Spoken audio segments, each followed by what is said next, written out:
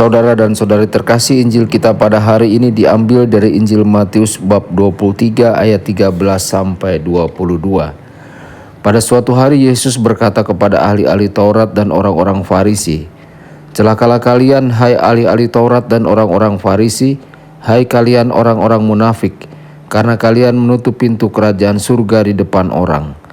Sebab kalian sendiri tidak masuk dan kalian merintangi mereka yang berusaha masuk.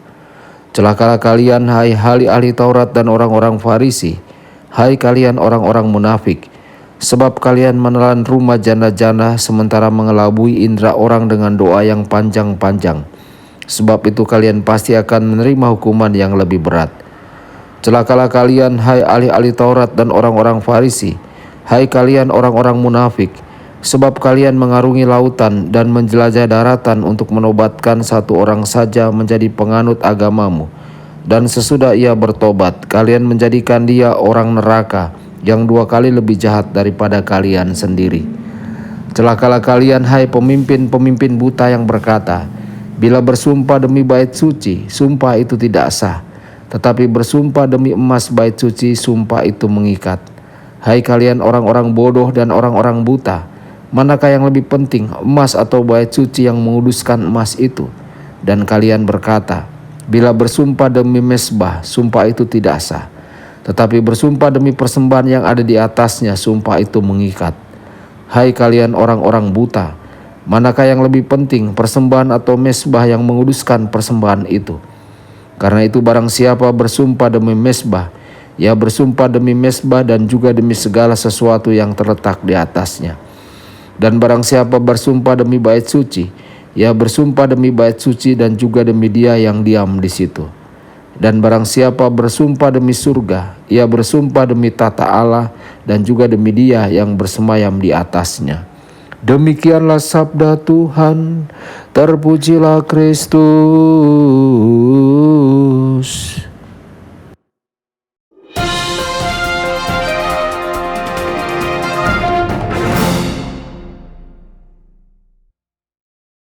Saudara dan saudari terkasih dimanapun Anda berada, jumpa lagi dengan saya Romo Tedens dalam saluran Warta Kabar Sukacita. Semoga Anda semua dimanapun berada senantiasa dalam keadaan sehat dan bahagia.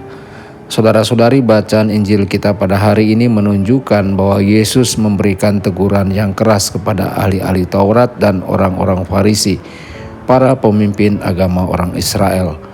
Para pemimpin ini seharusnya memimpin orang-orang kepada Tuhan, tetapi mereka memimpin orang-orang dalam kesombongan dan dalam diri mereka sendiri. Celaka berarti kesulitan yang besar. Ini adalah istilah yang kuat yang digunakan oleh Yesus untuk menunjukkannya pada orang-orang yang mengunci atau menutup pintu kerajaan surga. Jelas bahwa Yesus menganggap orang bodoh dan pemandu buta yang tidak mendengarkan Dia, dan sebaliknya memanfaatkan orang untuk motif egois atau keuntungan pribadi mereka.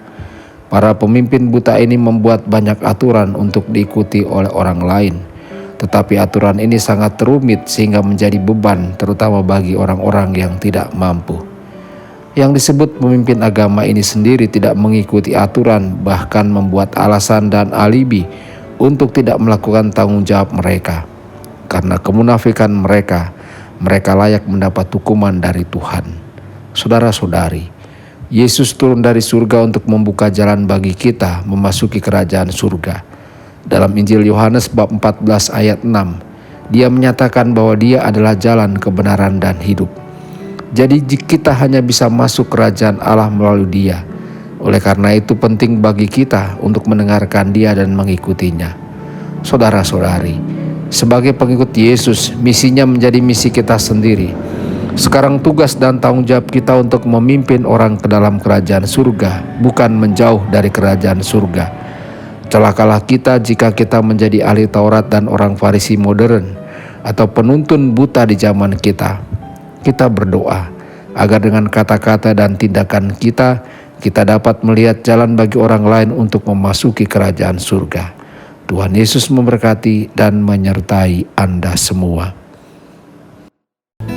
Sabda Allah adalah kebenaran. Sabda Allah adalah kehidupan. Mari kita mencintainya, mari kita menghayatinya, ya Tuhan.